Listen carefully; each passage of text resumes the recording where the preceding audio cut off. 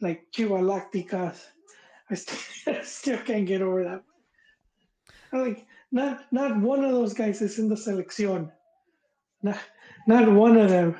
Or is the most sought after Liga MX player. And you're putting the Galactico tag on it. I was like, damn, no, I'm no, sh- bro. yeah, But yeah, I'm we'll sure. see what happens with Ame. Um, I'm I'm that's sure what we were the talking about for them to, you know, um, to believe the hype. Eventually you're gonna have to win the titles.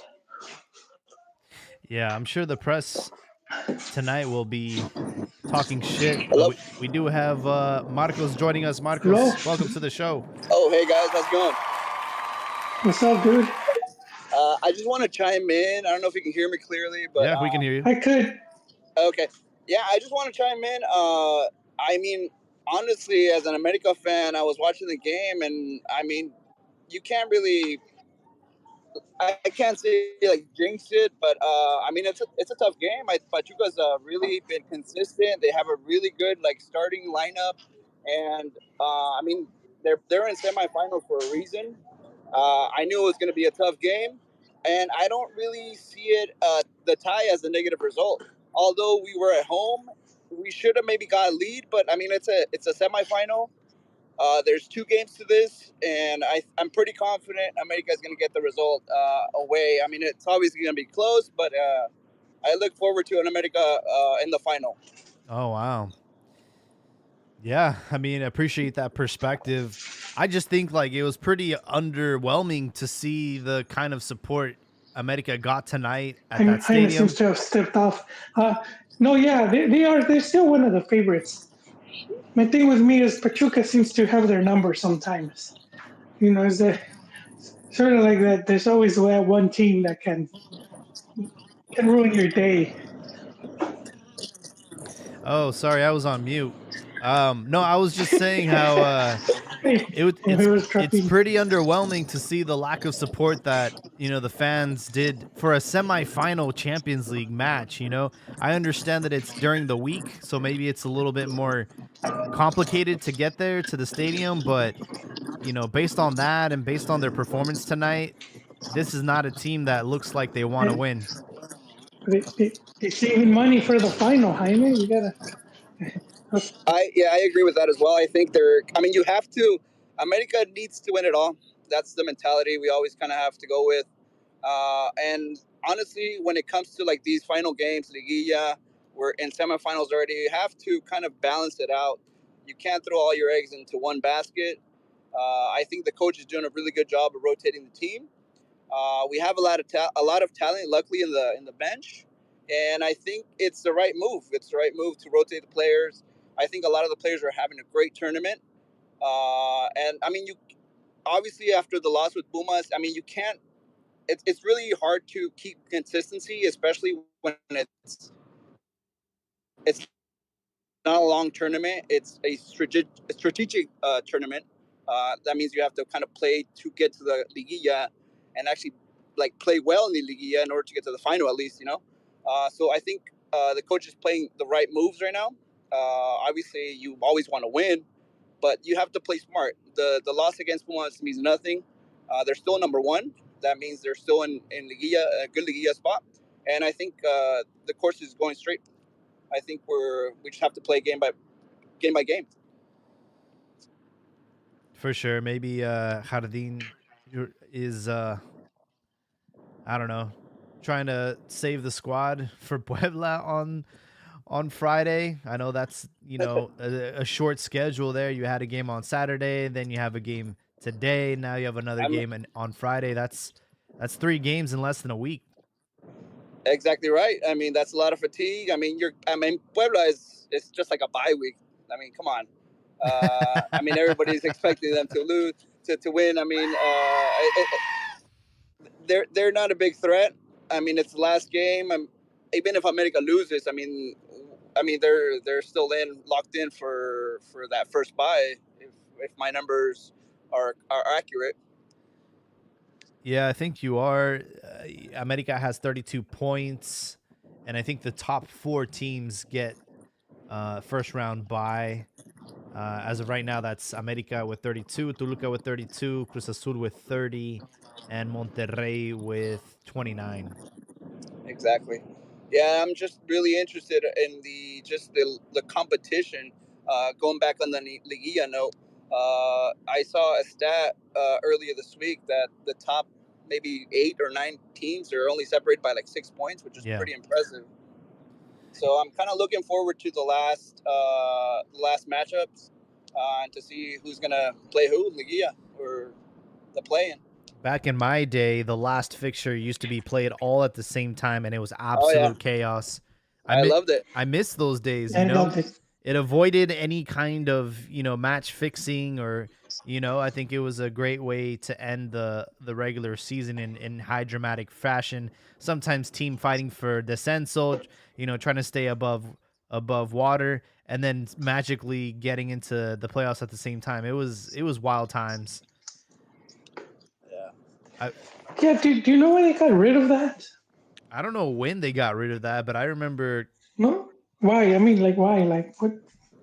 Just fuck it. Because I like it too, man. from a business perspective, right? You're not going to be able to get all the revenue from all the games because everyone's got to pick one, right? So they have their games on Friday, Saturday, and Sunday to improve the TV ratings and stuff. You don't want to like put all your eggs in one basket. So from a business perspective, I get it, but obviously from like a fair perspective, I don't think that's it goes back to the corruption of Liga MX. But I think what's baffling me right now is, I read something earlier this week about, where Chivas could end up. They can go as far as 3rd place, depending on results, and as low as 9th. That is insane, bro. They're in 7th position with 28 points. And that is such a huge range. That's a huge gap. Like, how the fuck do you end up going all the way to 3rd place with a victory? It just that league parity, Jaime. It's what I've always liked about Liga MX.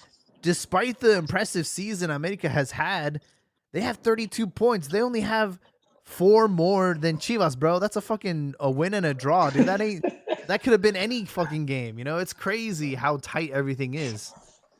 Yeah. Liga MX for you. The only thing that we can all say in consensus is the bottom half of the table, they just need to delete those clubs, send them to the 2nd division. They are absolute trash. I mean, it really falls off after León. I mean, after León's in 11th position with 23 points. They still have a shot at the play-in. So this season, it's going to be the top 10 teams. The top 4 automatically get a bye, but then 5 through 10, they'll go into a play-in elimination match. And as of right now, mathematically, all the way up to León is they're still eligible. They're in 11th position with 23 points. After that, you talk about Juárez, Santos, Mazatlán, Tijuana, Atlas, San Luis, and Puebla, all trash, dude. Absolute garbage.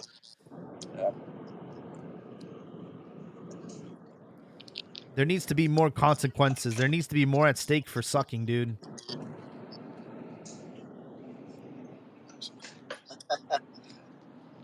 Well, I mean, you're about to have a bad season, so. Nah, but I mean, you look at to me, the team that comes to mind the most is definitely like Puebla, Mazatlán, Juárez.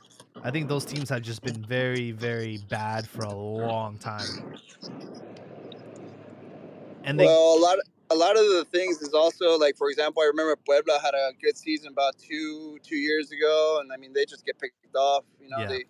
Their best players get sold. I remember Juárez had a good squad on paper, but they just can't.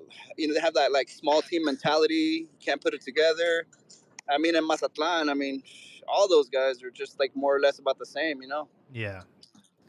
Yeah, Querétaro too. I know right now they're in the play-in, but I know for a while Querétaro was doing pretty bad. Yeah. As far as tomorrow, we do have the other bracket. So Columbus versus Monterrey.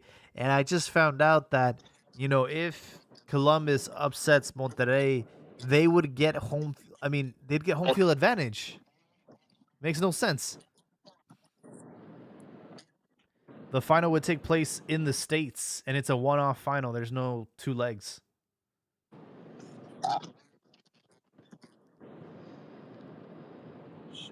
Doesn't seem fair.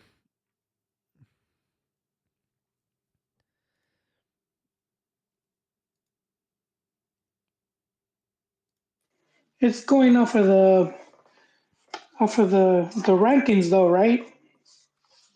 I don't think so, dude. I thought they were going off. They were using the brackets as to determine these things. I would just go off of historical data, and there's no data says that the final should be held in the States, even if Columbus were to get through.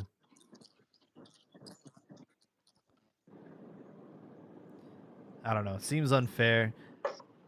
Another thing too about the final is, you know, you have these semis to this week and next week, but then the final's not till June 2nd, man. That's such a long time away. Yeah. I guess that will allow the Liga MX teams to focus on, you know, Liguilla. But I feel like you lose a lot of momentum postponing that final all the way to June. That's a long time from now. It's 2 months from now. Yeah, but I mean, you still have to play, you know, and I feel like whoever makes it to the final, I mean, they're locked in. They're going to be locked into the mentality of the game, I guess, just to play that final.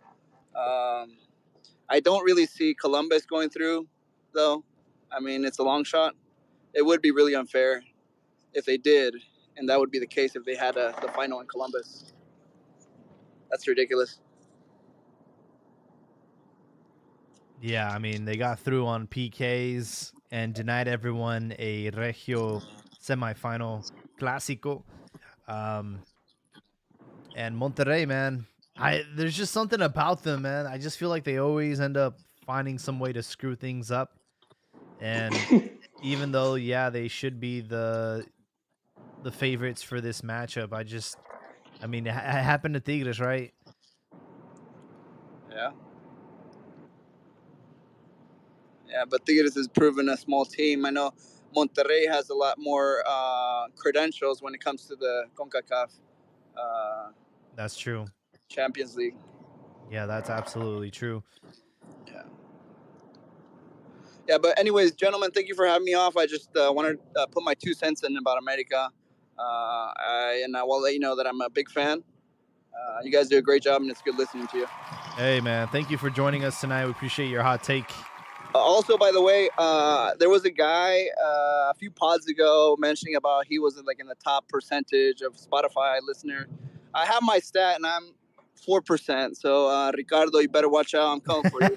Yes, I love that. Yeah. All right, man. Well, hey. Yeah. Well, anyways, and also, I know Habibi's a guy that hops in a lot. Like I said, I'm an America fan, and I know he's a Chivas guy, but he's always on point. You know, he's got the stats to prove it, and every time I listen to his hot takes, I'm like, all right, this guy knows what he's talking about. So yeah.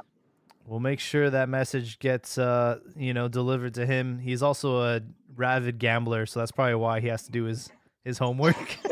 Absolutely. Yeah. Well, thanks again, gentlemen. Hey. Carry on, and I'll catch you guys tomorrow when I listen up. All right, Marcos. Thank you for joining us. Love it.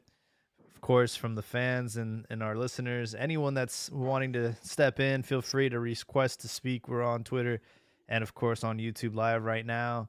Again, recapping tonight's game in the Champions Cup, 1-1 draw for America at home.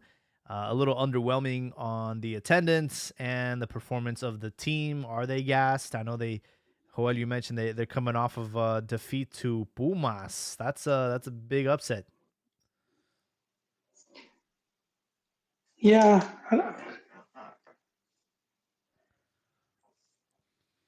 I thought I had my mic off. Yeah, there a lot of people were just giving it as a win for automatic win. Yeah. These teams get motivated though when they play, and it can help their season. That big win. But like Marcos was saying, and you were mentioning as well, we've been playing that many games and some of that fatigue setting in, and the rotaciones. Yeah, for sure. You know, there was a statistic that they put up today, and I was like, damn, has he really scored that many goals? Henry Martin has 100 goals for America, dude. That's fucking crazy. He even God, what's the guy's name? He got shot in the head. Cabañas. Cabañas, right? He called him and he did the Cabañas celebration. Man, had Cabañas not been shot, though, how many more goals would he had gotten? Cabañas was insane. Yeah, you know, I think about you know, Henry Martin, and you know, not a player that you like. I'll be honest, I don't really rate him that high. I know he was at Tijuana, and he's been at America since 2018. So I will say that's pretty impressive to score that many goals in, you know, in that time span. And yeah, dude, he's not even in the top 5 of all time for America. For America. Who was do you remember how many Fabian did for Chivas? Marco Fabian? Yeah, he I would probably scored say like around 50 at most. I don't think he scored that many, did he? wait, now I gotta ask the internet. So I remember they gave him the net. I mean, not Marco Fabian, goddamn. Omar Bravo. Oh, dude, Omar Bravo scored like over 100 and I don't know. I think like over 120. I could be wrong. This is the internet. We gotta ask the internet. I'm checking right now. Hold on. He has 101 goals with Chivas. And then No. he scored 13 at Atlas. They have another stat. Dude, he scored 6 at Cruz 132. Azul. Wait, with Chivas? Yes, all-time goal scorer 132. Salvador Okay, Reyes. because Yeah, Salvador Reyes has here it's 122. separated. So from 2001 to 2008, he Oh, scored 101. And then from 09 to 2010, he scored 7 goals. And then from 2013 to 2017, he scored 24 goals. there you go. Yeah.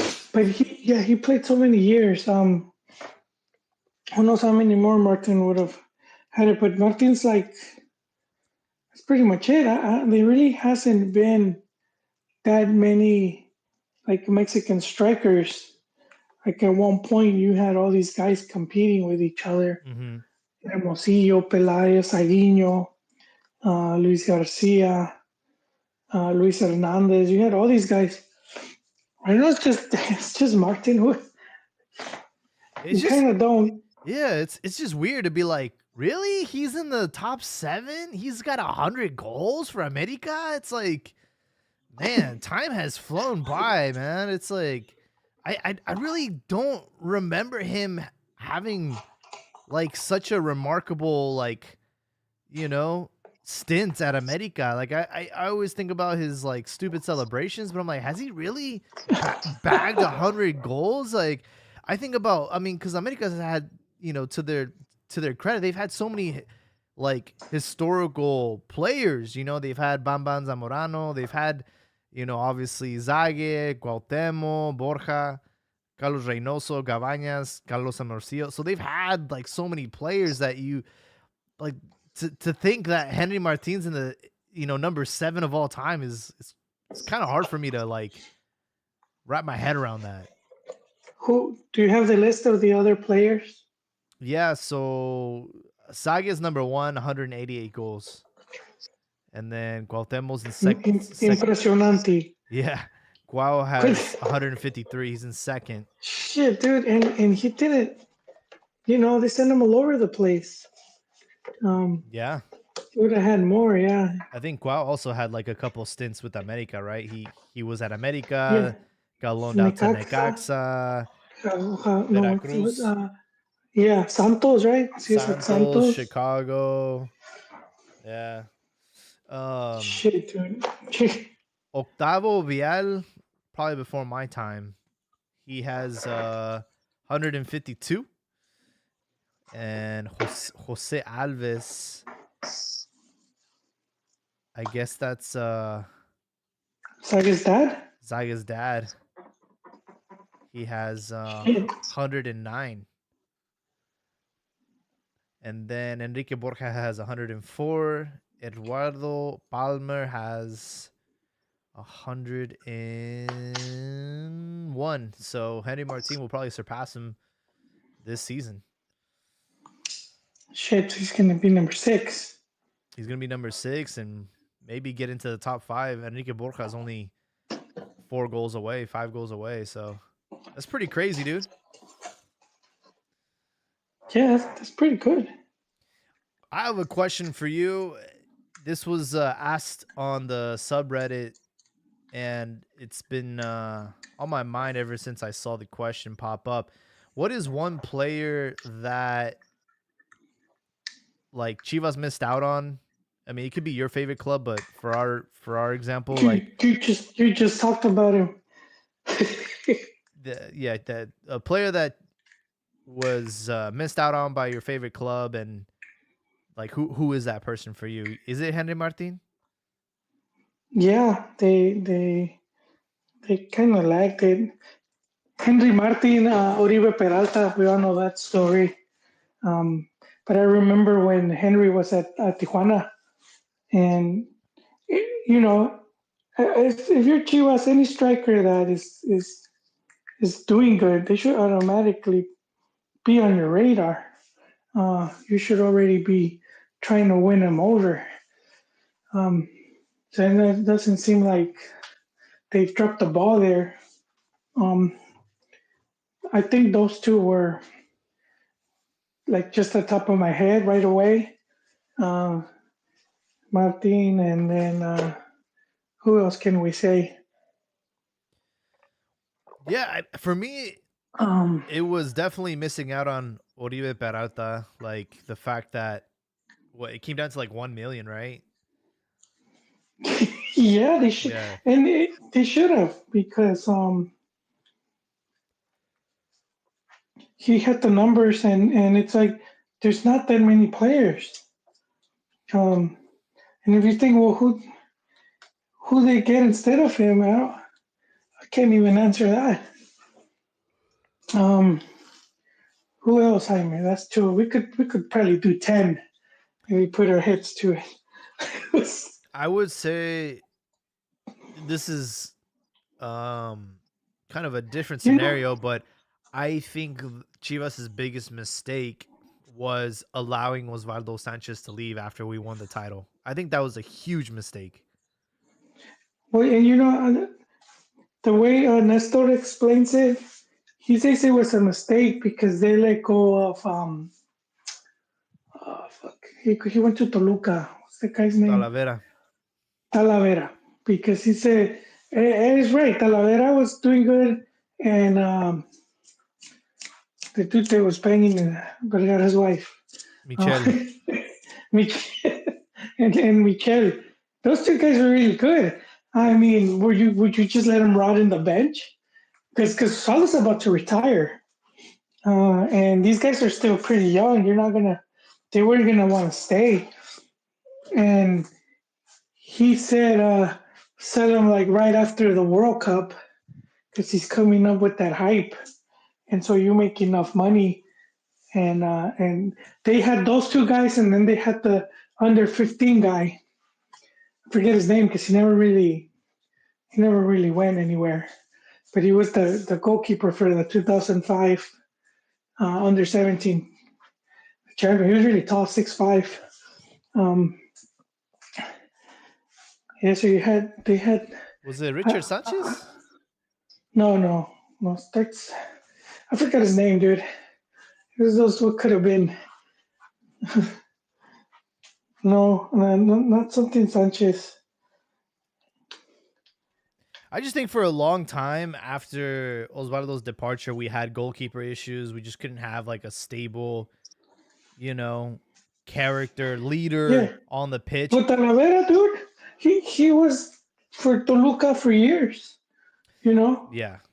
No, yeah, I think Talavera, another player that should have never left Chivas.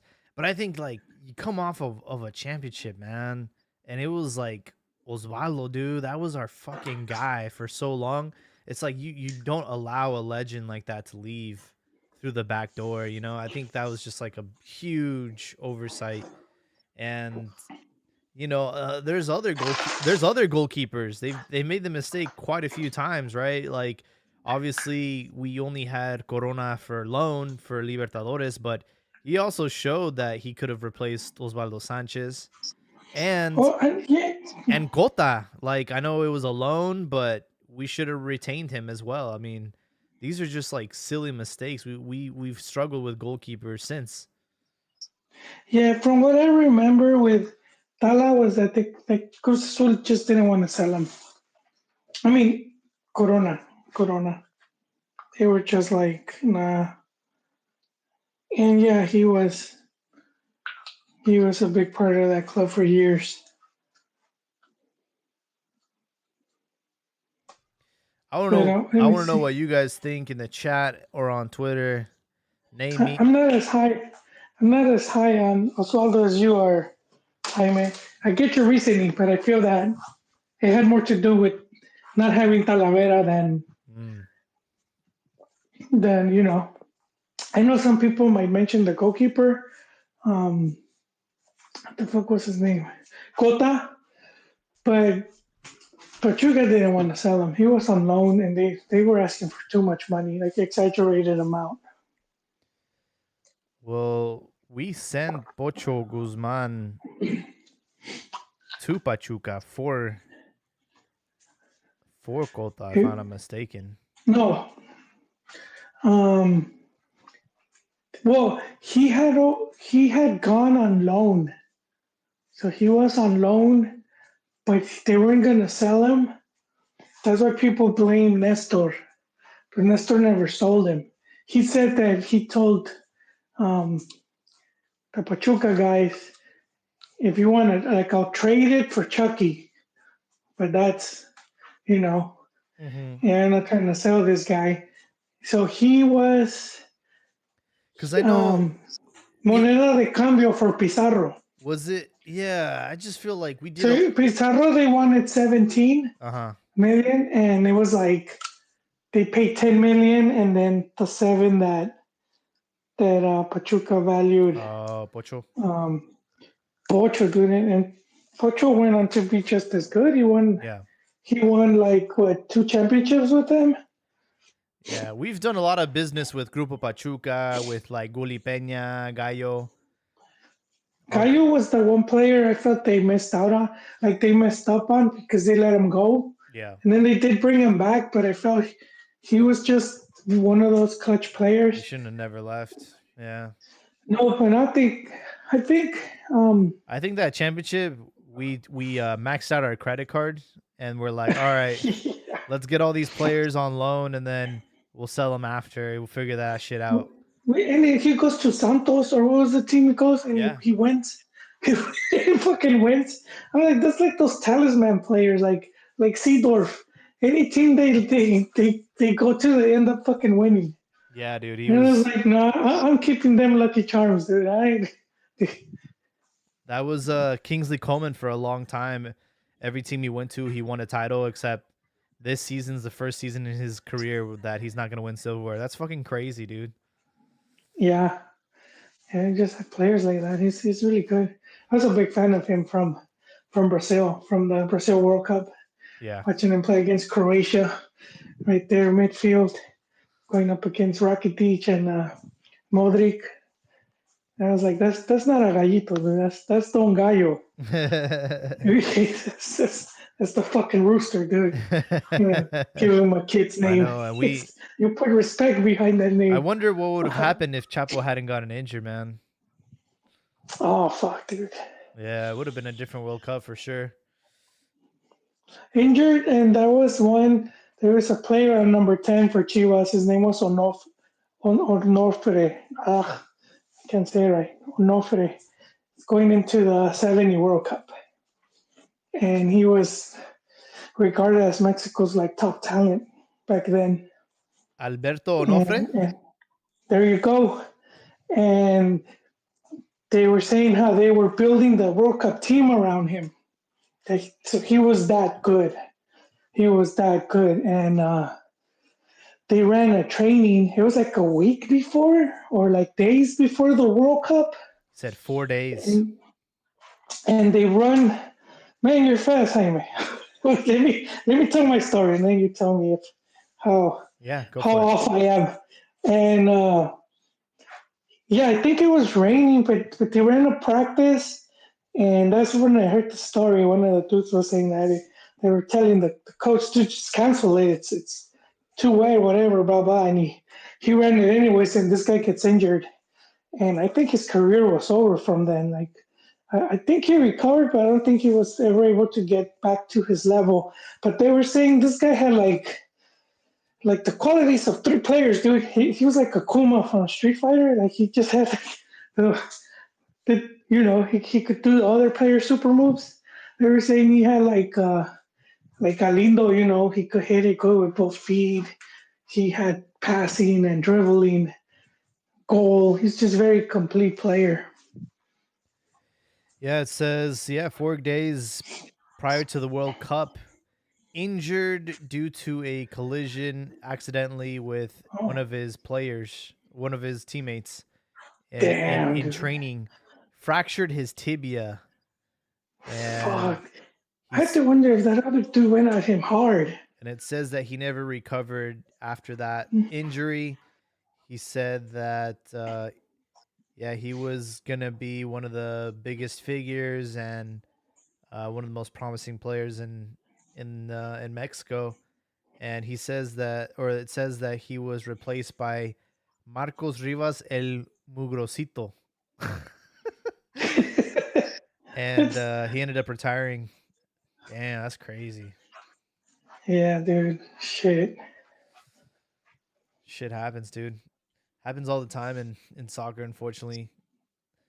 I was thinking about, players that we missed out on, or players that would have I've had always wanted to see at Chivas. And I don't know, man. I think I remember watching Peralta like carry Santos into that final and win that. I was like, dude, this is a guy we need at Chivas.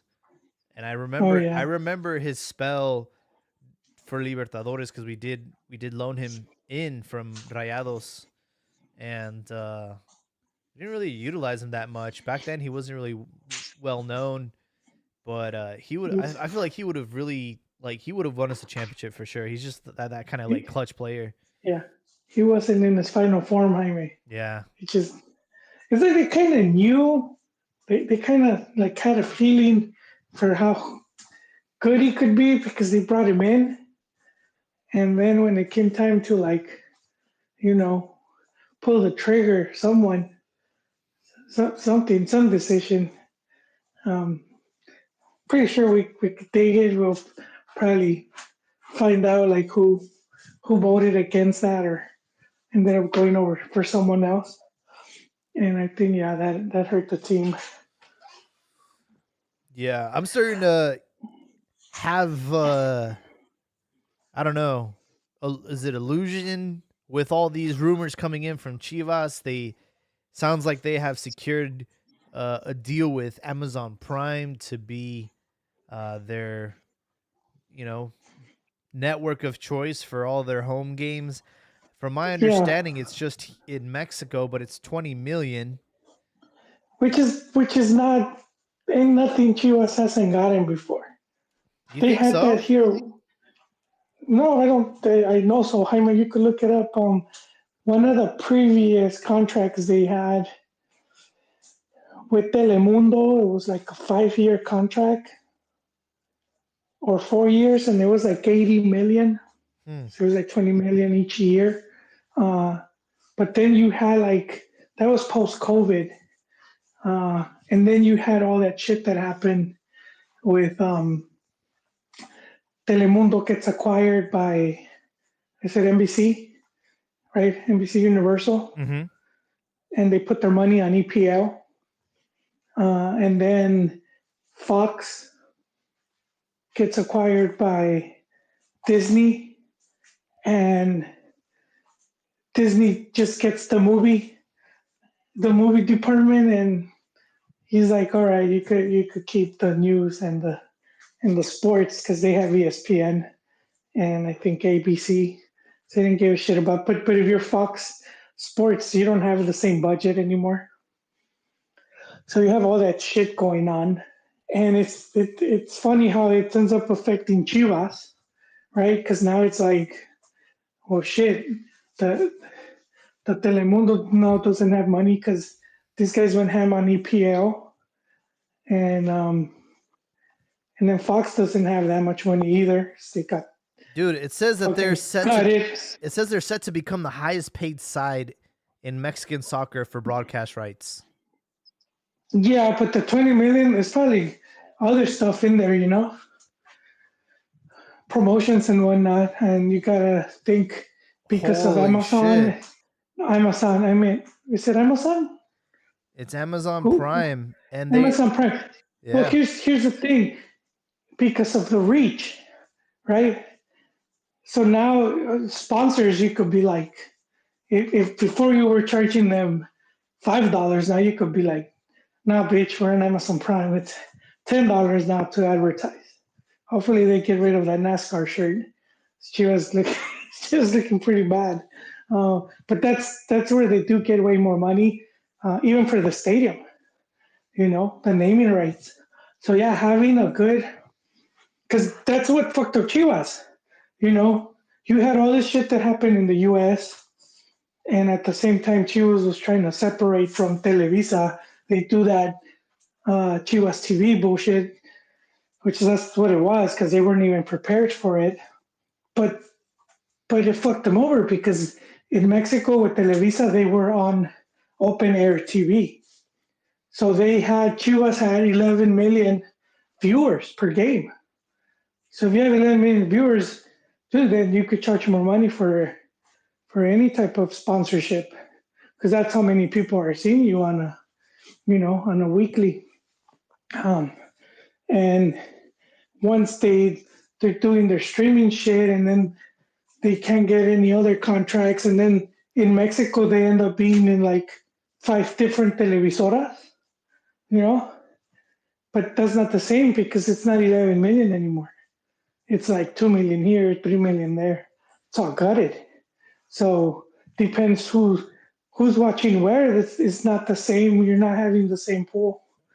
But it seems like this is helping them bounce back. Yeah, I think Chivas TV was just ahead of its time. The world wasn't ready for that. I think if they would have, Well, Mexico, because of Mexico, yeah, the internet, it's not as widely. if they would have rolled that out now, I think it could definitely be more acceptable. But back then, you gotta. it was just Well, not. still, like now, you have to think. Okay, how many Pueblo Mágicos have like the good internet? Yeah. Some of them might not, and they're getting that open air TV, so they're watching Chivas.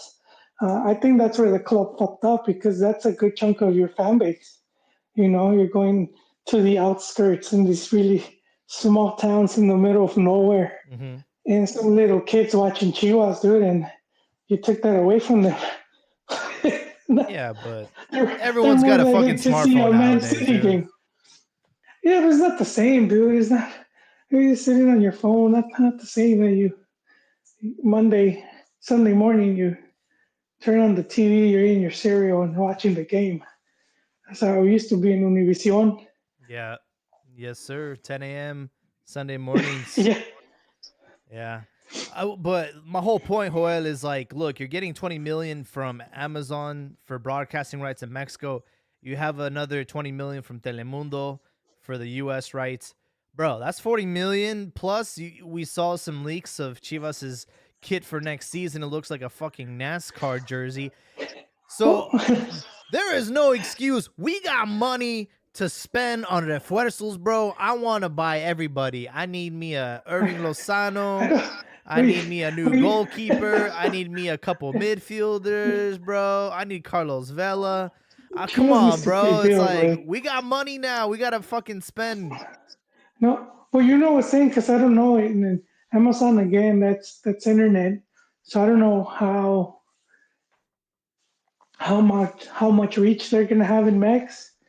Uh, but if you're banking on them, like also signing it with them with the U.S., and then that would be even more massive. And so I don't know what's holding that back, because to me that would make more sense.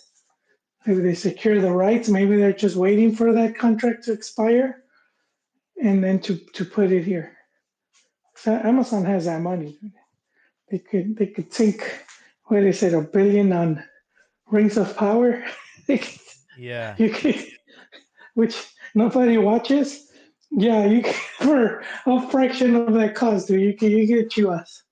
You can get well. You can get well. They got Tigres too, right? They got Chiquitigres, and yeah, you get half the league, dude. They, I don't know who's doing cutting deals over there, man.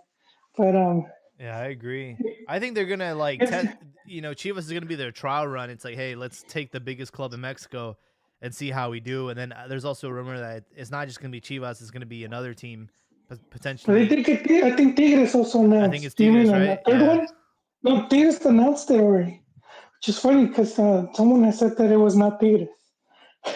Damn. One of the persons announcing the Chivas just said, it was the second team, but it's not Tigres.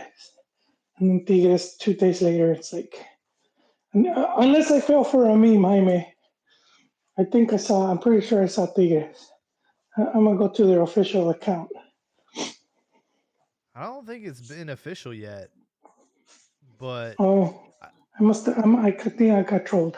what I will say though is like with all this money coming in, I expect to see some big names in the summertime, bro.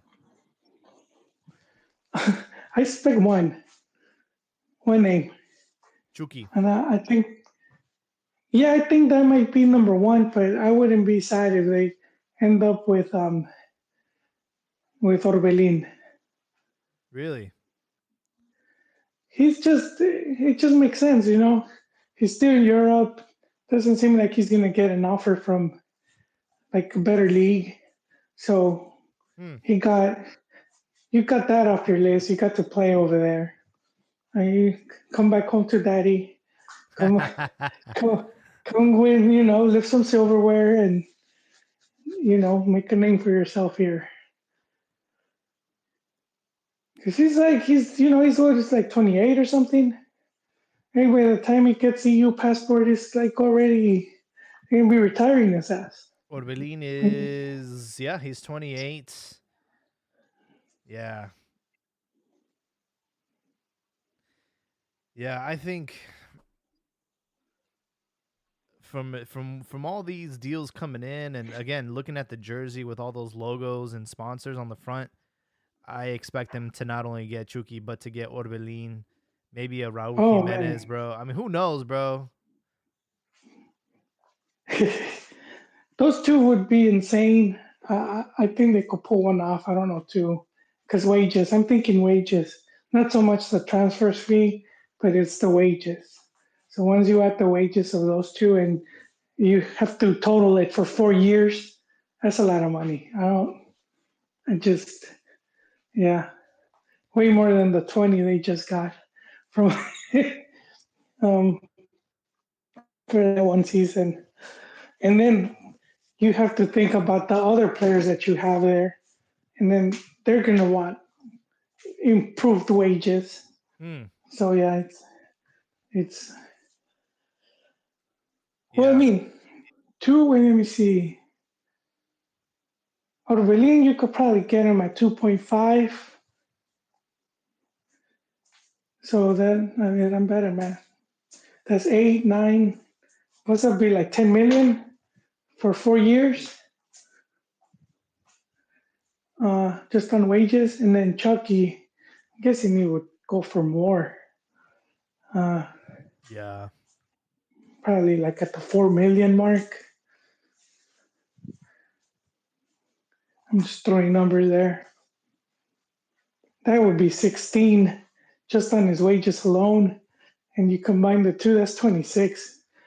I mean, but But I you've mean, for seen 4 years. For 4 years. you've seen the reaction that the fan base has had when Chicharito joined. They sold out the entire season. Jersey sales off the roof. Attendance is great. So you bring in a Chucky, Orbelin, bro, it'll pay for itself. I don't know if it pays for itself, but yeah, they still need to like.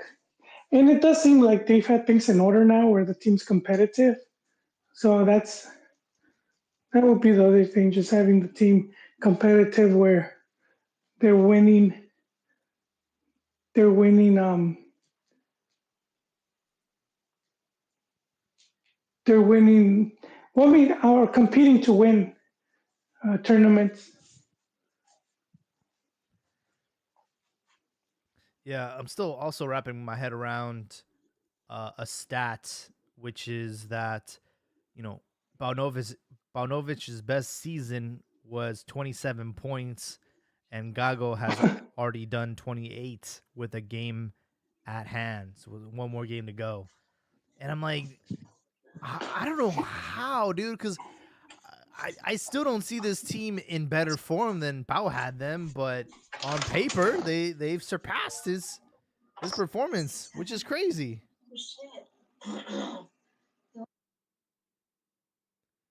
Sounds like Joel had a drop for a second, but I want to hear from you guys. We have Franklin Cap on YouTube. Go all out for Jimenez if he wants to leave. I'm not expecting much. Yeah, I also don't want to get my hopes up if this goes through. I feel like Chivas generate the most revenue in Liga MX, and for a lot of the times we've had to do some shady ass deals to get players, some trading. It's never just like a clean purchase. We always have to send other players the other way. It's like, oh, we want to get Piojo. Oh, but we're going to take Antuna from you. It's just like these trades, which makes me feel like they don't have that much money. So we'll No, see. but they don't. No, not feel, Jaime. Realize. It should make you realize that Chivas doesn't. That's been my critique for years, and in part way I don't see them as like a grande. I mean, historically, there's no denying it.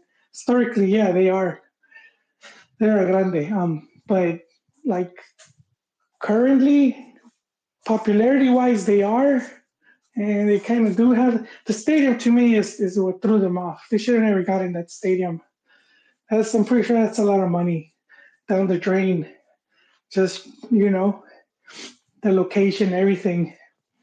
Um, I think that was a mistake. And for those that don't know,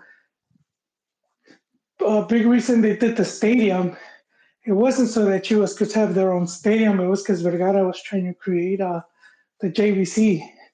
The I think it's named after his dad. So I don't know if his dad was also a Jorge, but the Jorge Vergara Center, and it was gonna have a museum.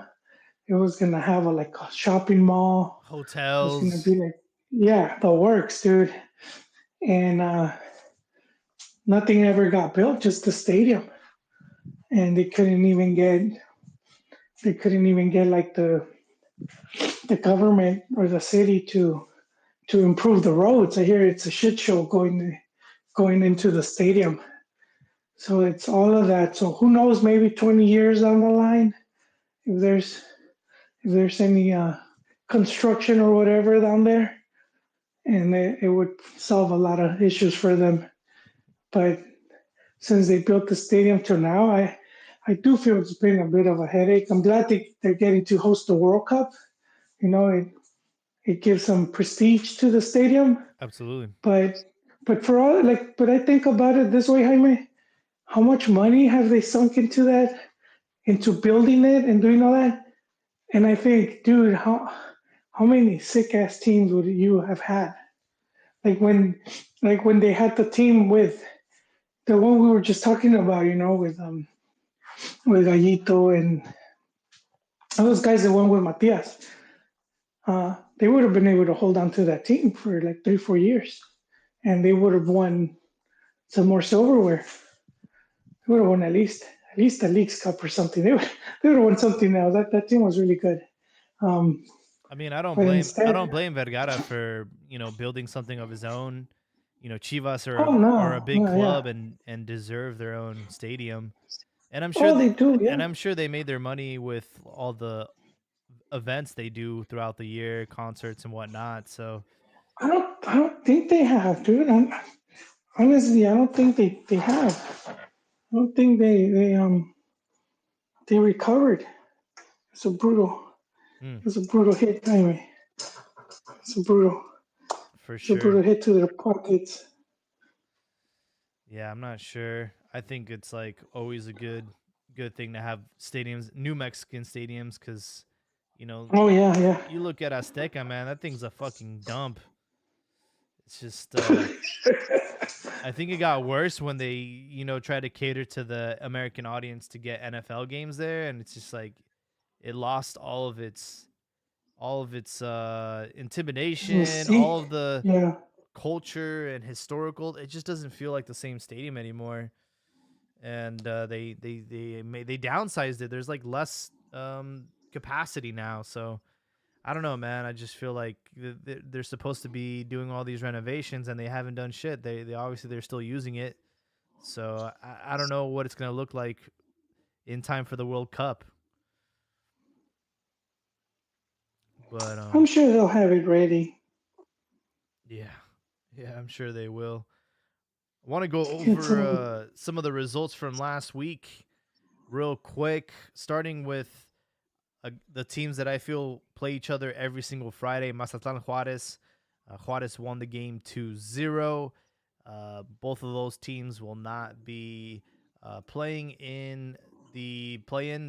They're eliminated already. Toluca beat San Luis 5-1, and that puts them in second place, neck and neck with America. We had Tijuana finally start winning games. They beat Puebla 3-1. So they have a 2-game winning streak for Piojo. And León beat Monterrey. León is in 11th position, so they're going to have to go all in this week to get into the playoffs. Meanwhile, Monterrey will stay in 4th position with 29 points. We had Santos lose to Pachuca 2-0. Pachuca in somewhat of good form. They're in 6th place, right above Chivas, tied on points with 28. And Tigres had a great match against Necaxa, 5-2. That puts them in 5th with 28 points. And Necaxa still in the battle as well, in 8th place with 27. We had Chivas get the win against Gallos. I was a little nervous there. Tiba scored a great header in the second half. And then, in my opinion, the goal of the week, Piojo Alvarado scoring with the left foot. It was just, well, did you catch that goal? It was gorgeous. No, sir. I was at work, but I do know this was Chivas' what 4th win in a row. Yeah, you might be right. Four wins and a draw for Chivas. So, they're turning up at exactly the right time. They're going to play Atlas on Saturday to cap off the regular season. And then we mentioned America earlier. They lost to Pumas 2-1. Pumas, who are in 9th with 26 points. America stay in 1st place. And then the last game of match week 16 was between Cruz Azul and Atlas, 2-2 draw. Cruz Azul is, where are they? They're in 3rd place, 30 points. And Atlas eliminated from the play-in with 14 points in 16th position. Hopefully they don't try to do some fucked up shit on Saturday against Chivas, man, because I feel like those games always go, they get a little too aggressive. They end up having just fuckery and red cards everywhere, player invasion or fan invasion. So I really hope that they can. You're worried, Jaime. I'm just worried about because they got You're nothing worried to for the lose. streak. They got nothing to No, yeah, they lose, don't. and they're That's playing in right. Jalisco.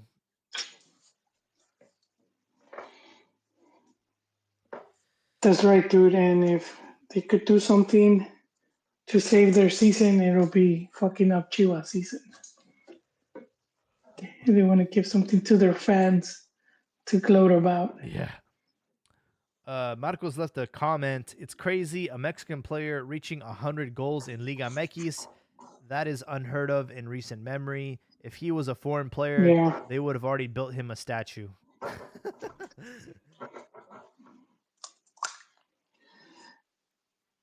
Yeah, dude. What's been all that? When we see the majority of players that get brought in, they're all attackers. You know?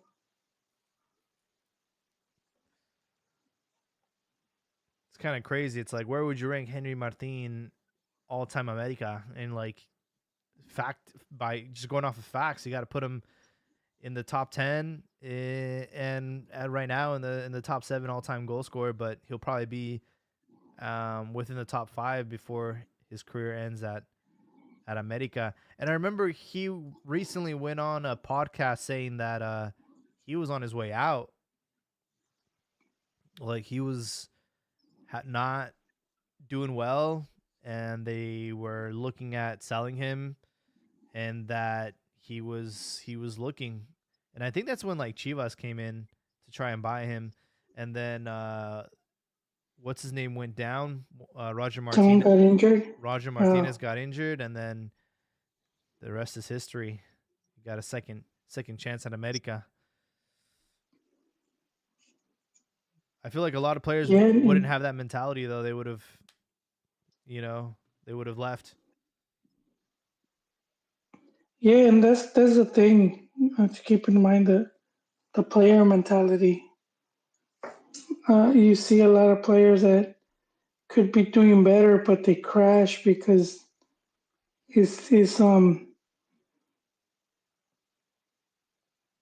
that part of their game is not there.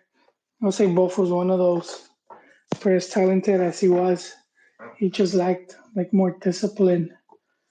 If not, he could have been. He is why he didn't feature as much with the national team as well. He should have had longer career with the national team and overall better career at the league as well. Like seeing him end up, the way he did. They had him at Coras. They had him at, where was he playing? Like indoor soccer? Yeah. In Chicago. Man, Chicago, you probably hearing gunshots. And they stole their subcaps. He was at Chivas USA, bro. I know. I got to see him, but he wasn't really doing much. I don't remember seeing him doing much. But yeah, that happens, dude. You don't have that mentality, and you could just disappear. The other guy that was at Chivas, also number 10, Angel Reina, right? He was a very, very talented player, and he didn't have a better career. So that.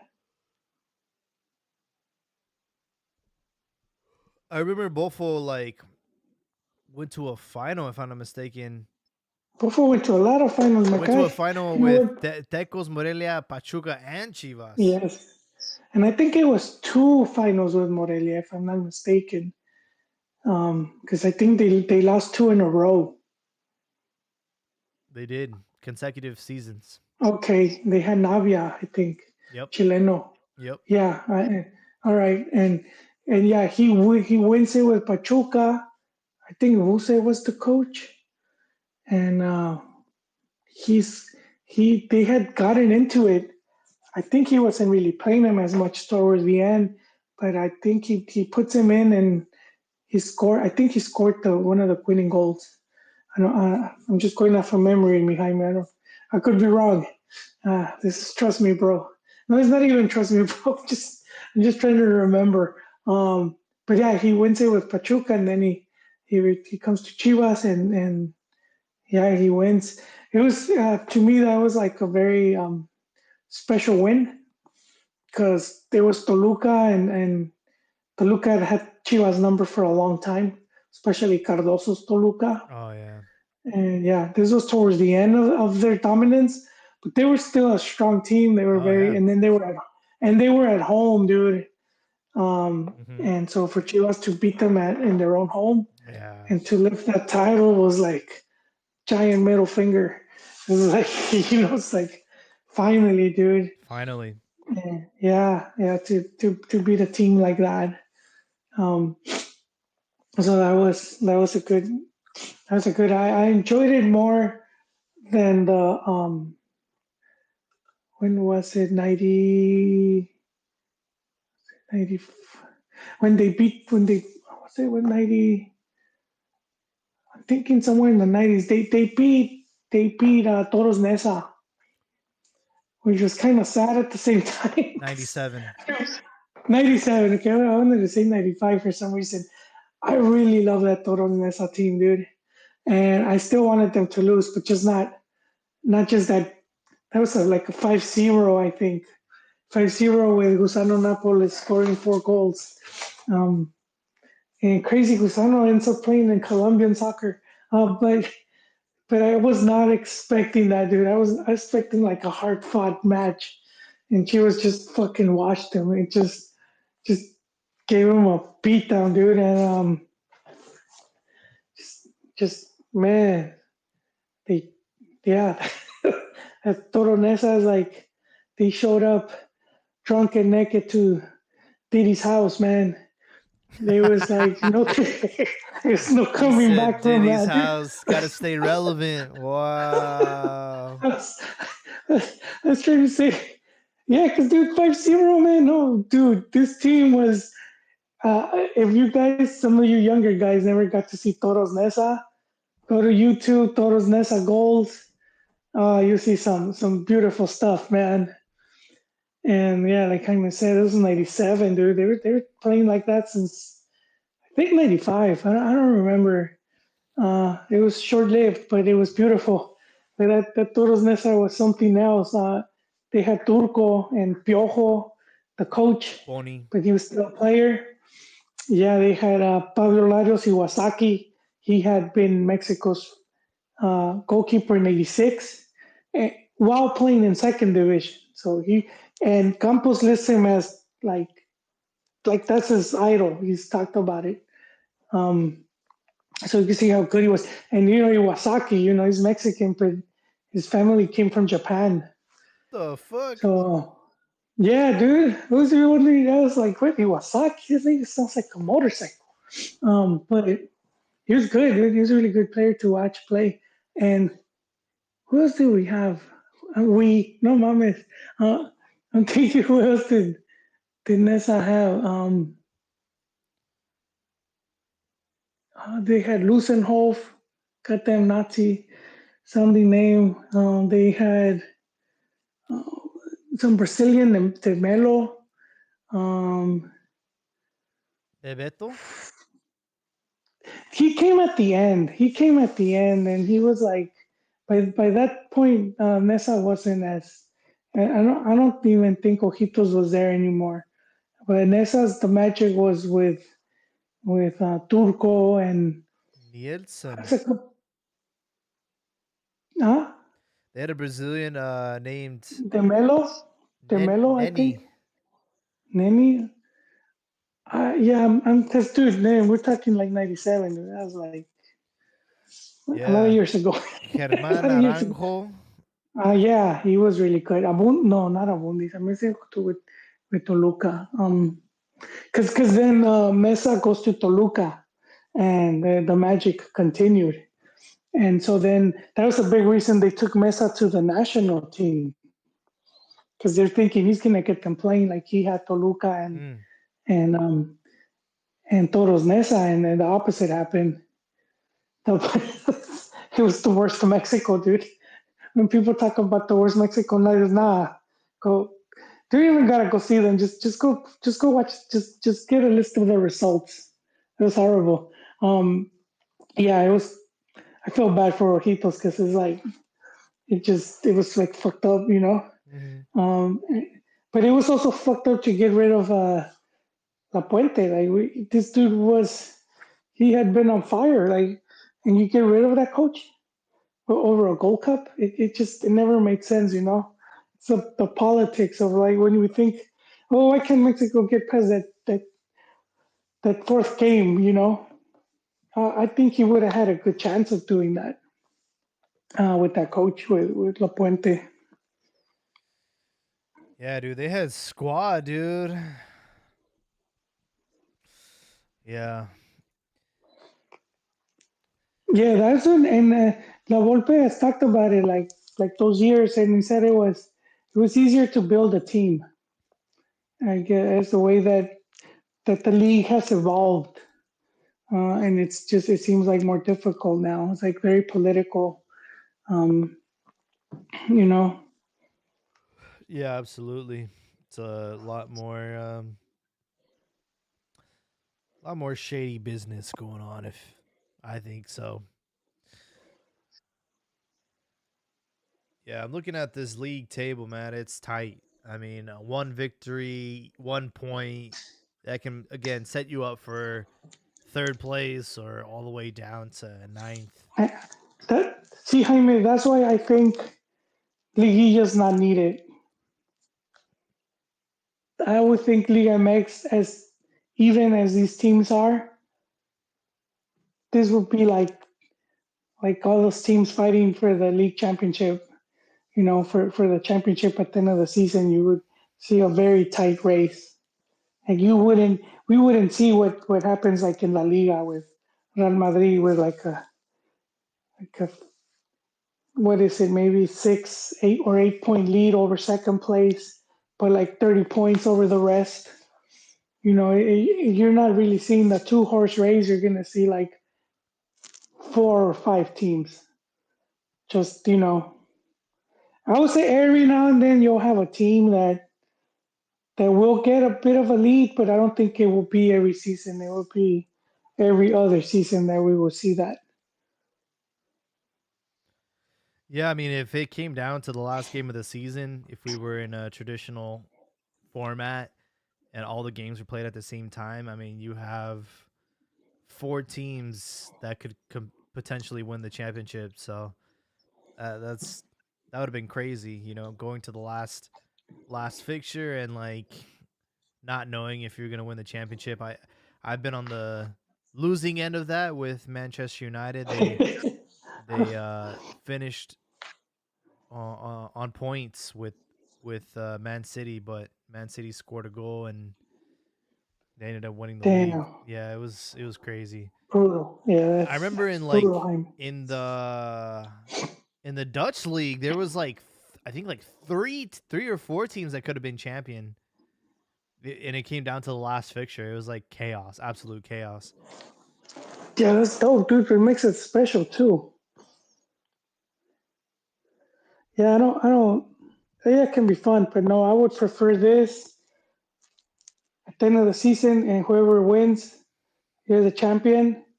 And then you could play like the League Cup, and it could be like the top. Fucking, it could be even the top 12 teams. Who gives a shit? But it's the cup, and you could have one-off games if you want, or you could just do home and home. Um, and then that's the second championship, and you're pretty much playing it right away. Yeah, there is a lot on the line for Chivas. A victory against Atlas would have them return to the Champions Cup next season. Wait, just really quick, Jaime, because I heard something about the league, which I think they're now gonna reward some type of. It's like a not like a participation type trophy, kind of like what they do here, like the supporter shield. Maybe You, I've no, heard you of. didn't hear about it. I heard rumblings about them potentially giving or acknowledging like the most consistent team in the regular season, but I Well, I wasn't. thought the one that finished first. You know, they kind of had that bullshit where they would say like campeón de verano, campeón de invierno, but they would just call you that. You didn't really get a trophy. Hmm, they still had they still had it. So like, dude, why, dude, why do that shit, man? Come on, dude, you could, like in England, dude, what they got like 3 or 4 cups.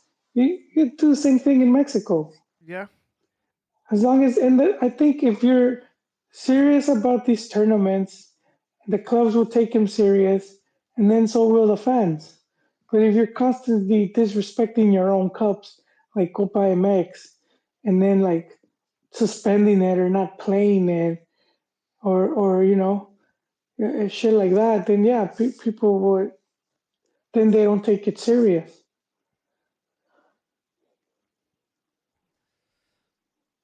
But I Yeah. remember recently, dude, fans were celebrating. Dude, Chiva fans more. It was kind of embarrassing, but it was, when they won the Copa MX, that first title with Matias, and the celebration, dude. You think they won the Champions League? There was.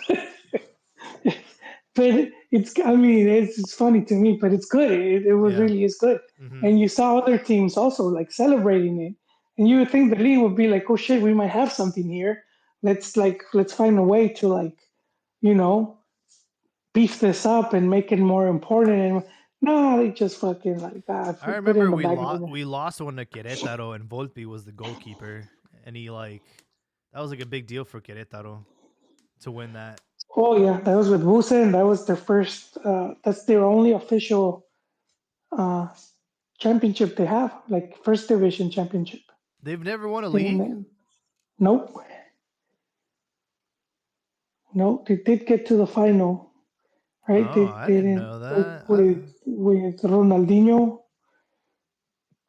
Oh, they were, let's see, honors runners up 2015, Copa MX winners 2016, Super Copa winners 2017, and The second Ascenso, one. they won it in Yeah, 2005, 2006, 2008. That's shit. crazy. Let's just go back to second division, dude. You're, you're I one of got the cuatro a. grandes on this. I'm gonna play a short clip here about Almada. Since America Pachuca is top of mind for everybody. If Pachuca were to win this and potentially win the Champions Cup, I think it's time we have that conversation about Almada coaching the national team. But here's a clip that he got with Fikesen.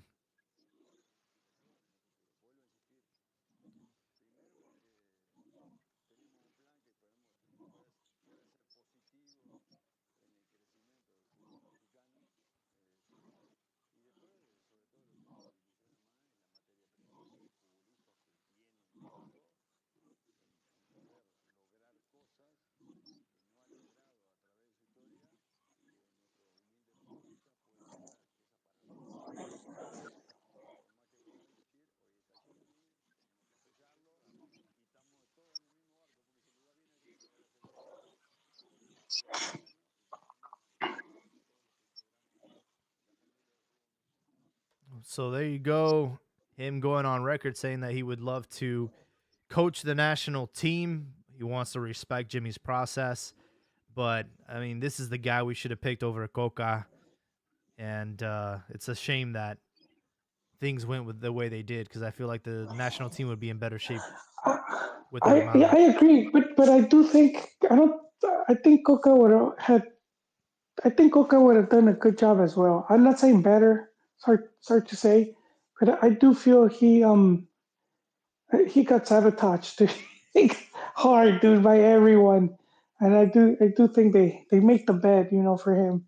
Um, and I think it was just not because of him, nothing to do with him, or to do with Irra Ragori, who had somehow he got the keys to the national team, and they just let him crash, and then all right, get the fuck out.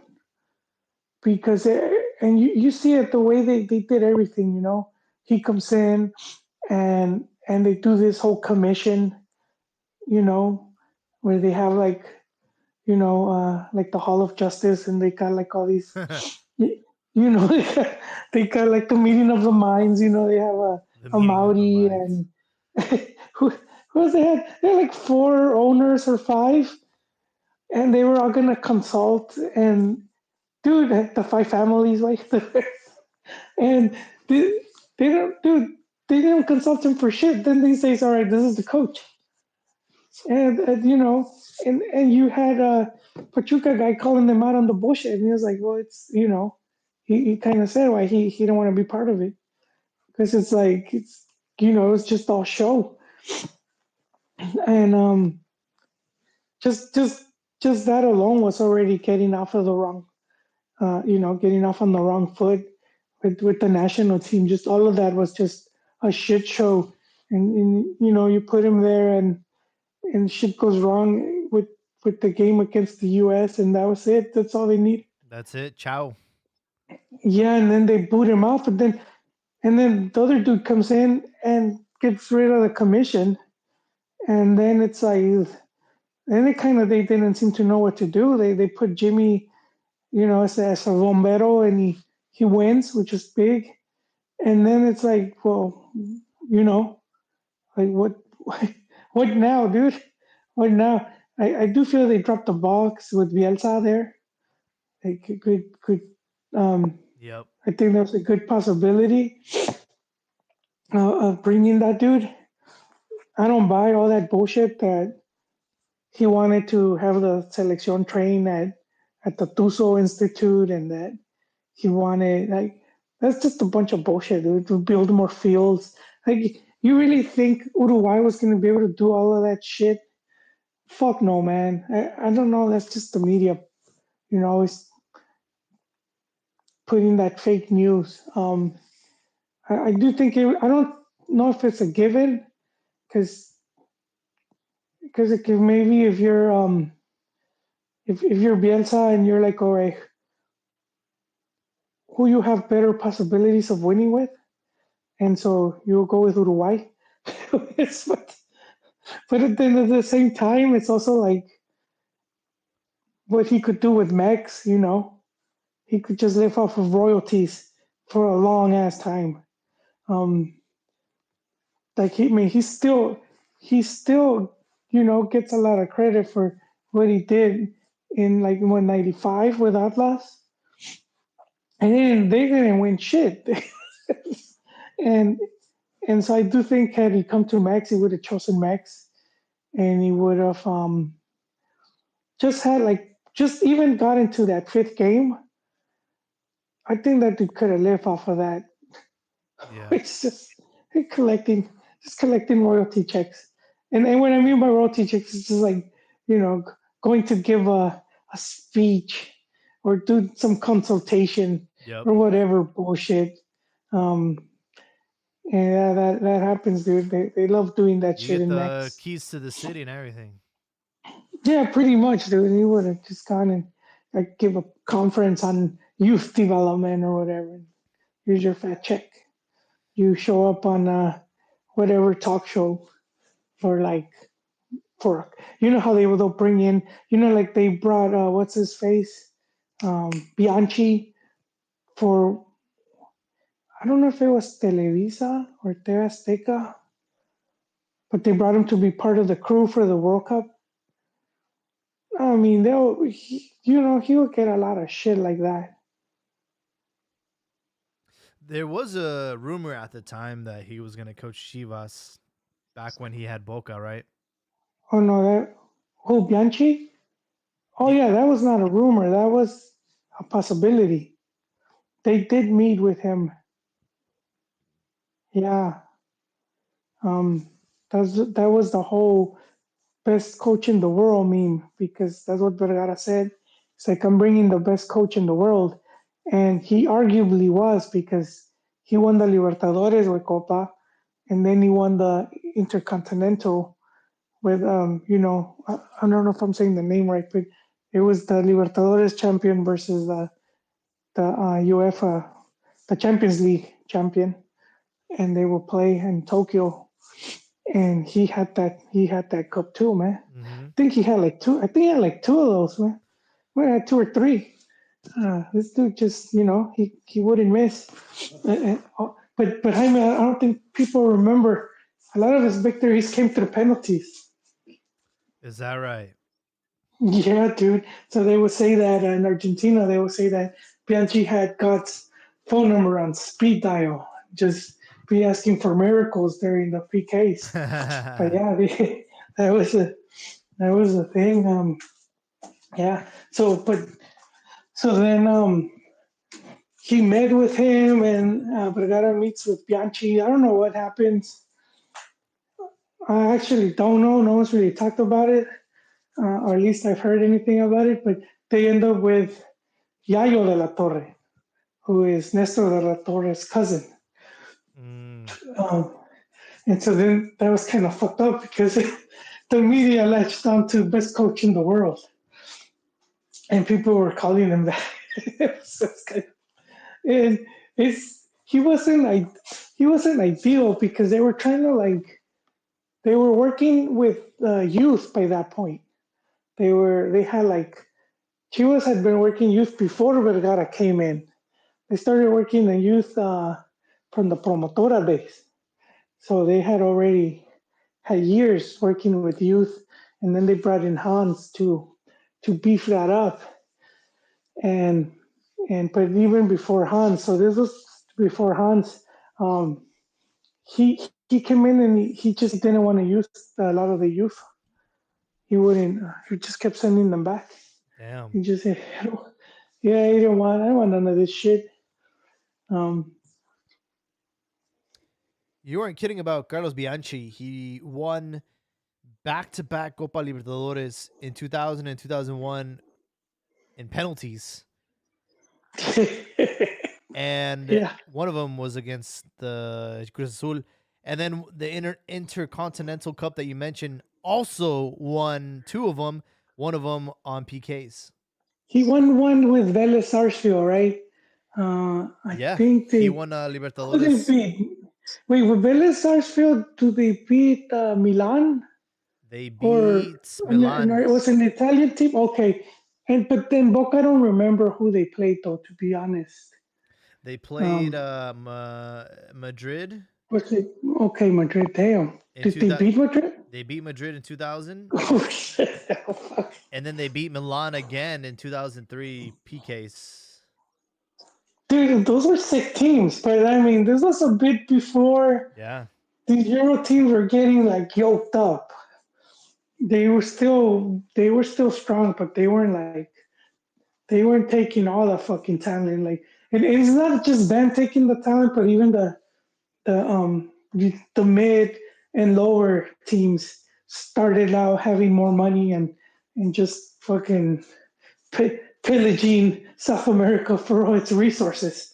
But dude, imagine Libertadores back then with these teams going and going toe to toe with the European teams. Um, and so yeah, that was something else for that.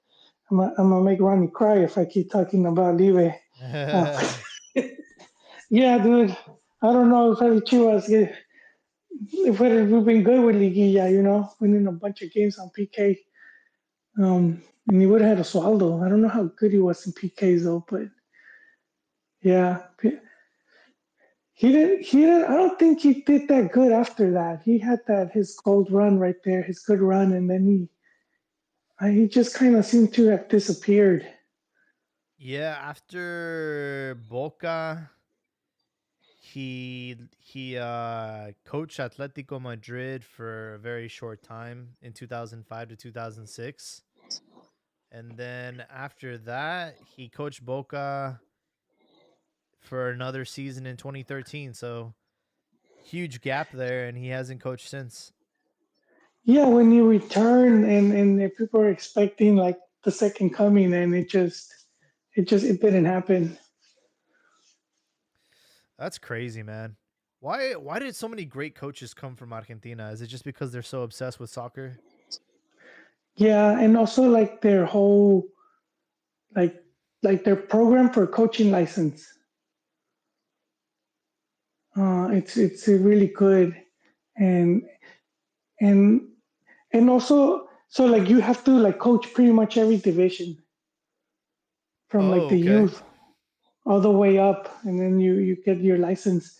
But also I think because they have so many coaches, uh, you just have access to all these people that you can fucking get knowledge from. And they're And obsessed, bro. Oh yeah, dude. But I mean, dude, that was eye opening for me. Hearing Güero Real, that I forgot who the other guy was, but just them traveling to Argentina. They didn't even know. They didn't even know Menotti. They just waited for him. They knew where to wait for him. And Menotti's like, all right, get in. Takes him into the stadium, and he agreed to fucking teach them. And here's these dudes, and they're doing practices with Boca Juniors, and he was seeing like how they would run the whole practice, and then he said after practice they would meet and talk for like an hour or two. I'm like, damn, dude, I don't, like to be able to do that. Fuck, man, you know what I mean? Yeah. Um, imagine if because Menotti was the shit back then, World Cup champion. Hmm. First ever win for Argentina. So it was like a big name. That's like imagine being able to do that with like Zidane or Pep Guardiola, where he lets you train with the team, and then after training you get to eat with him and talk for like an hour or two. I mean, fuck, dude. Even if just a week of that, that's some top schooling you're getting right there. Um, yeah, I think that's what helps him as well, dude. That like just that they could have like all these coaches to help them. Even when you see with the current national team in Argentina, I mean that dude's still there. Menotti's still there. He's part of like a commission like of a for the coaches. He's like on the board or something. Yeah, dude. I'm like fuck. Um, and you could see his influence in a lot of RG coaches because this guy's like Menotti's not so much with the tactical. He's more with the like psychological part. I you see. know where- yeah, he's now with the X's and O's, and he had this great quote when he was saying that with tactics, 4-4-2 and 3-4-3 and 5-5, whatever. He was saying you could have as many as a phone book, as telephone numbers in a phone book. He said, but at the end of the day, he's like it's like he was talking about like the players, and like you have to convince them of what you're doing. And I've seen like a lot of the shit he's talked about because I read some of the shit. And when you hear other people like Valdano and other coaches, you kind of see like, oh shit, I see where he's getting that from. Like I see where that he had a story one Valdano where he's talking about Menotti, and he's saying how they were gonna play Germany, and he's saying that they're watching the Germans and that they got like intimidated. German players are like stronger, faster, and all this shit. Just looked way better.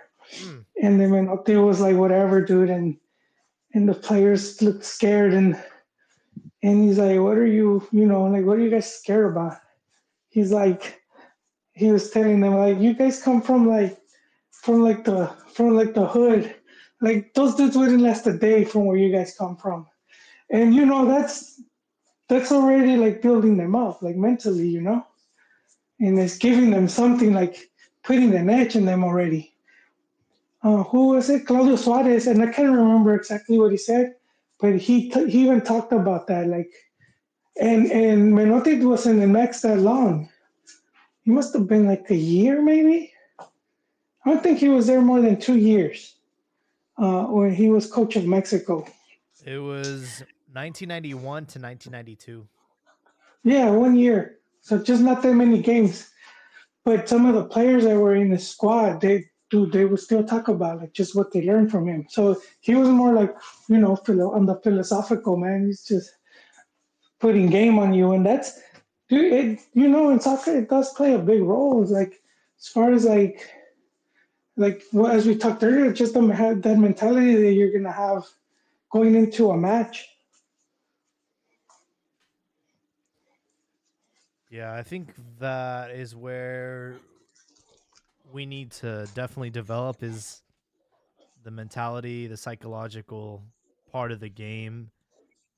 Yeah, I feel like we fall into that same trap that when it comes to the moment of truth, we end up like choking. You know, it's happened time and time again in my lifetime, Yeah, and I feel like yeah, it's the mindset and the attitude of like, no, dude, like if you're in the round of 16 in the World Cup, it's because you're worthy and you are like you're a great player, you know? You're at an incredible stage. It's like you deserve to be like with these great players.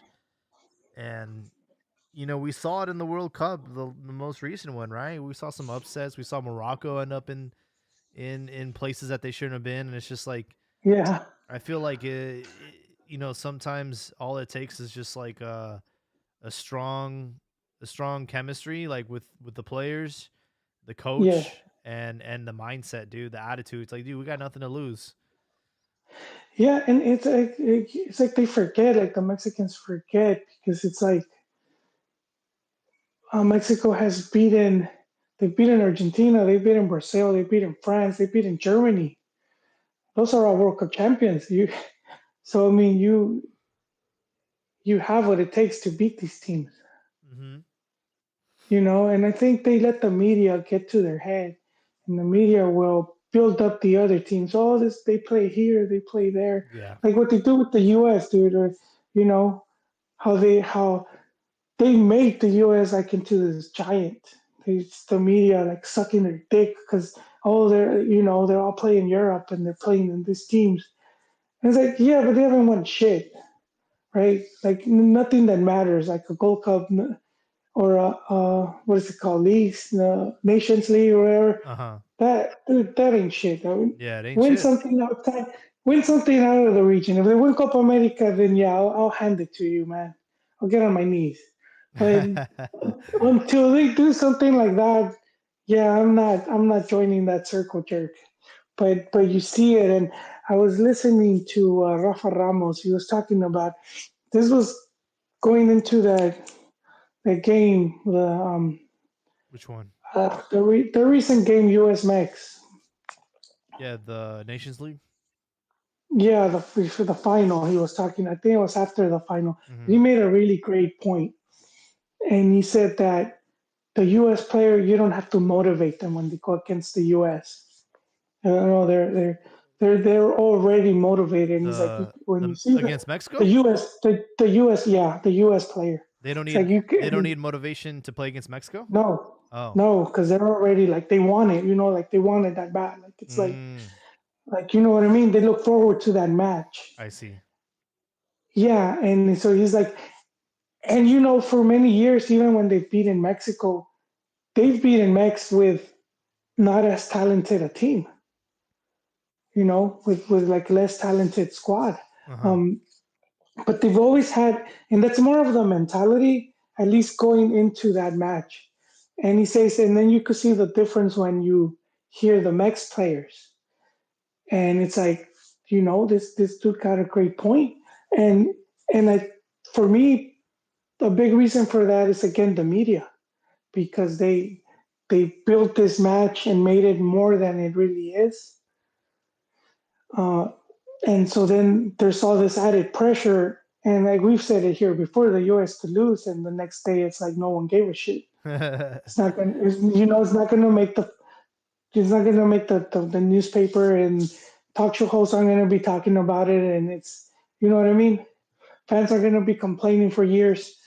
It's just another day. And with Mex is the opposite, and I think they made a boogeyman where they shouldn't have been one.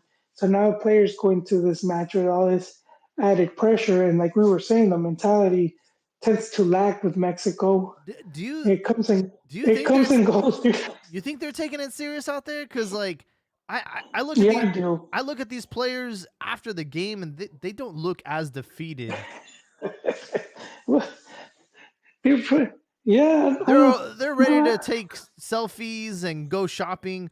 Like I remember when I went to cover the First Nations League final in Denver, and I remember watching that all go down and how Linus scored a fucking brilliant goal, and it really felt like, okay, we're gonna win this shit.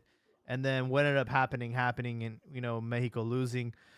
And I remember the players after the game, and they had enough respect to like watch the United States get the trophy and lift it. And as soon as they did, they just walked off the field. But a lot of these guys were like laughing and joking. Like it did not look like they gave a absolute fuck, except for like Chucky. I think Chucky was the only guy I remember just looking pissed after the game. He's like he's Gattuso watching. But uh, I'll have to go back I'll and say combination. yeah, I'll have to go No, back and check those photos to see some of the no, reactions. But no, you're right. I would say it's both. Going into that match is that added pressure, and then also for some of these newer guys because it's like, and who was talking about it? I think it was Garcia Aspe. He was talking about how much more difficult it used to be to make it to the national team, yeah, and how much more and now there really isn't. You sort of like, yeah, and then for a lot of the dudes that made it, because there's not that much competition, you're sort of guaranteed. You're guaranteed a ride for quite a while. So I think it's now become, it's more than one issue, and so I do think all of those issues play a role in it. yeah. It used to be that you had to be consistent, not just for a couple of games and you have a goal streak going on. You had to be consistent for a couple of seasons to make it to the team. Yeah. And now it's like, you have a couple of good games and all of a sudden they call you up. He scored goal of the week. I think of like Marcelo Flores, right? When they were really rushing his process.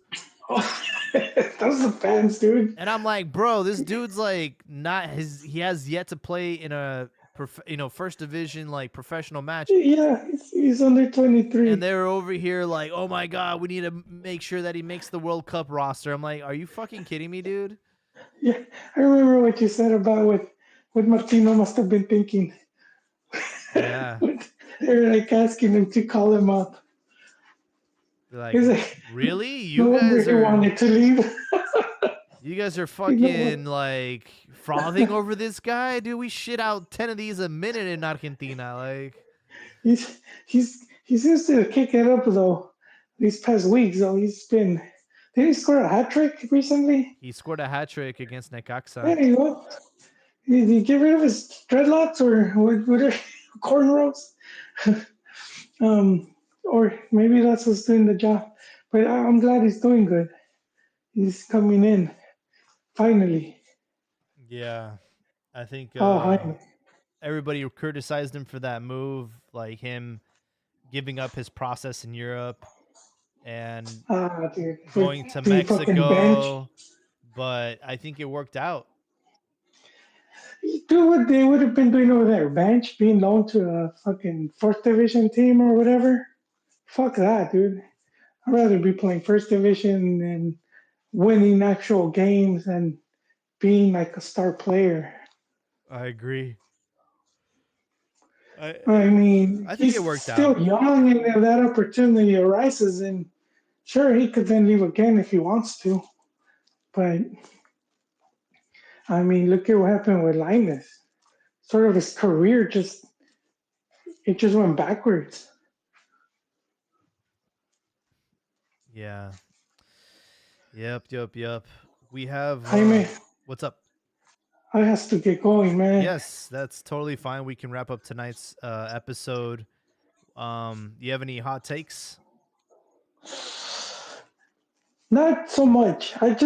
She was just happy that they're doing well, and more so because I was afraid the fans were gonna start crying for Paunovic. So I'm glad that that's not happening. To me, that kind of shows that the club's they've been doing well enough where they changed the coach, the team doesn't come crashing down because all the bases are there. Yeah, for sure. For me, I'm starting my wish list, my shopping list for all the refuerzos that Chivas are going to have. Once this Amazon Prime deal goes through, we'll have 20 million to play with, plus all these crazy sponsors on the next Chivas jersey. So if you're a Chivas fan, it's going to be an entertaining summer. We'll see who we end up having. I don't agree with sending Chiquete Orozco in exchange for Chucky, but if that's what needs to happen for this deal to go through, I think it's a mutual beneficial move. Chiquete is going to benefit and play in Holland and develop his skills even greater, kind of like Massa did when he made that move a long time ago. So we'll see how that goes. Looking forward to these matches at the last fixture for the regular season. Atlas Chivas, that's going to be a good one on Saturday, and we'll see who ends up qualifying to the play-in and who's going to be left out. But with that, want to thank everyone for hopping on tonight. And of course, we'll catch you on the next one. Have a great night.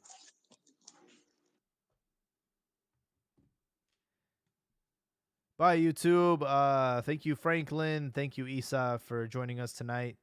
And hope you